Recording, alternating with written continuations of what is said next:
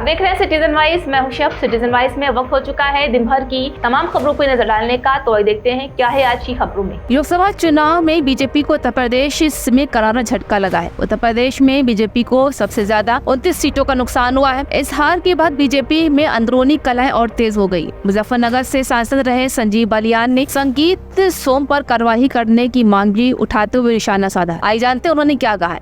मैं संजीव बालियान जी को भी यही सलाह देना चाहता हूं कि पार्टी के कार्यकर्ता के तरीके से आप अपनी बात रखिए, मीडिया के सामने मत रखिए, क्योंकि हम घर की लड़ाई बाहर नहीं ले जा सकते। चुनाव हराने और जिताने का विषय किसी के दिमाग में आता हो तो वो गलत है।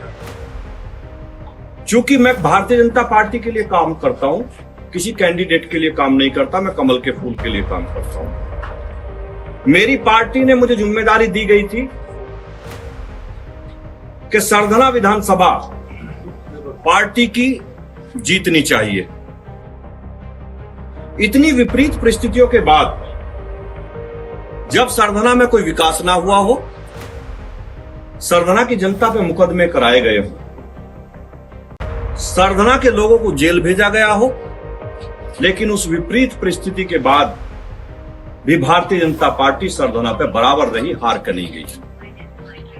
हारने का कारण माननीय मंत्री जी को खुद देखना चाहिए। विधानसभा में क्यों हारे, वो चरथावल जैसी विधानसभा में क्यों हारे। हमारी वो विधानसभा है वे जिसमें वो कहते हैं कि मैंने विकास के नए आयाम रचे। मुजफ्फरनगर विधानसभा हमारी ऐसी विधानसभा है भारतीय जनता पार्टी की, जिस विधानसभा को विपरीत परिस्थितियों में भी भारतीय जनता पार्टी 30 से 40 हजार वोटों के मार्जिन से जीतती है। लेकिन इस बार उस विधानसभा को भी हम 800 वोटों से जीते। खतौली विधानसभा हमारी ऐसी विधानसभा है जिसे 30 से 40 हजार मार्जिन से पार्टी जीतती है। हम उसे भी शायद 2000 वोटों से जीते।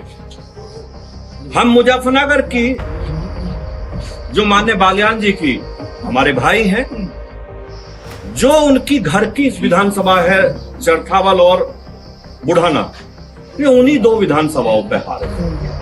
तो उन्हें चिंतन मनन ये करना चाहिए कि आखिर मैं घर की विधानसभाओं पे क्यों हारा। पार्टी के अगर वो समर्पित कार्यकर्ता हैं तो हम कार्यकर्ताओं का एक फोरम होता है।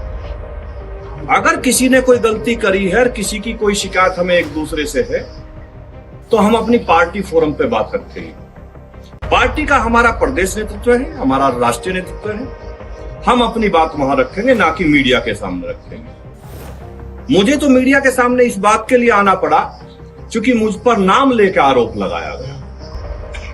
मैं भारतीय जनता पार्टी के अपने नेतृत्व से यही कहूंगा कि इस सारे विषय की जांच होनी चाहिए। मैं भी 2022 में चुनाव हारा था। कारण क्या है मैं कुछ नहीं कहूंगा, लेकिन मैंने पार्टी को अपनी बात बताई और पार्टी ने उसकी जांच की होगी या कर रही होगी।